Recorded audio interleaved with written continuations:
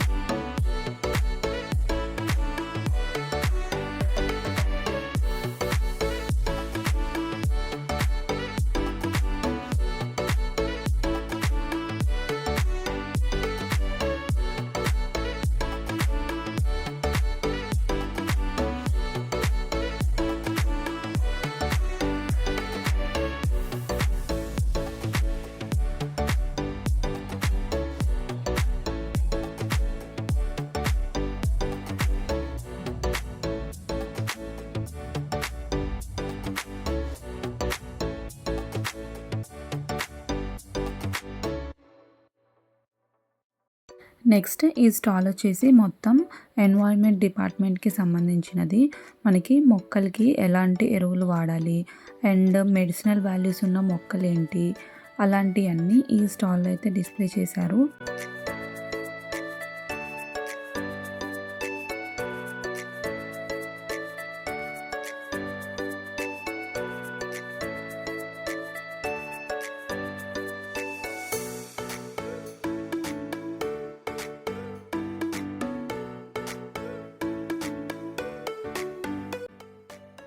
Next rescue డిపార్ట్మెంట్కి అయితే వచ్చేసాము.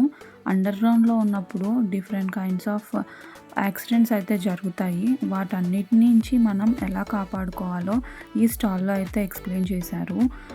ఒక్కొక్కసారి అండర్ గ్రౌండ్లో నుంచి different kinds of poisonous gases అయితే రిలీజ్ అవుతాయంట. వాటిని మనం ఎలా డిటెక్ట్ చేయాలి అనేది ఈ మిషనరీ ద్వారా అయితే కనుక్కోవచ్చంట. అదే మనకి ఇక్కడ ఎక్స్ప్లెయిన్ చేస్తున్నారు. నెక్స్ట్ ఇక్కడ వచ్చేసి సిపిఆర్ ఎలా చేయాలో ఎక్స్ప్లెయిన్ చేస్తున్నారు. ఇది మన అందరికీ తెలిసి ఉండాలి. అంటే లుక్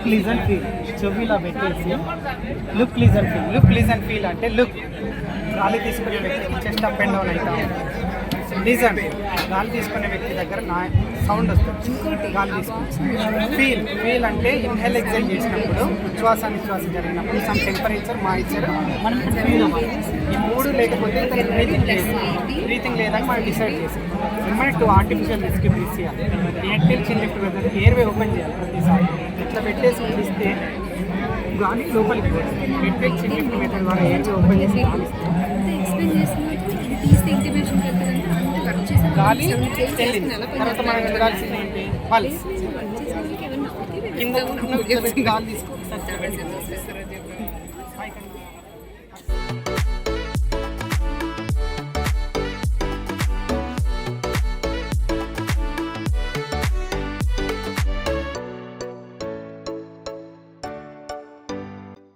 ఈసారి ఫుడ్ స్టాల్స్ అయితే చాలా పెట్టేశారు. క్రౌడ్ అందరూ ఫుడ్ స్టాల్స్ దగ్గరే ఉన్నట్టున్నారు. విపరీతమైన జనం. ఇంకా అలాగా అవన్నీ చూసుకుంటా స్టేజ్ దగ్గరికి అయితే వచ్చేసాము. ఇక్కడ ప్రోగ్రామ్స్ అయితే కండక్ట్ చేస్తున్నారు. ఇంకా అలా కొంతసేపు ఆ ప్రోగ్రామ్స్ అన్నీ కూడా చూసుకొని ఇంకా ఇంటికైతే బయలుదేరిపోతున్నాము. నా ఈ చిన్ని వీడియో మీకు ఎలా అనిపించిందో కామెంట్ చేసేయండి. మళ్ళీ నెక్స్ట్ వీడియోలో అయితే కలుసుకుంటాను. అంతవరకు ఉంటాను. Bye bye.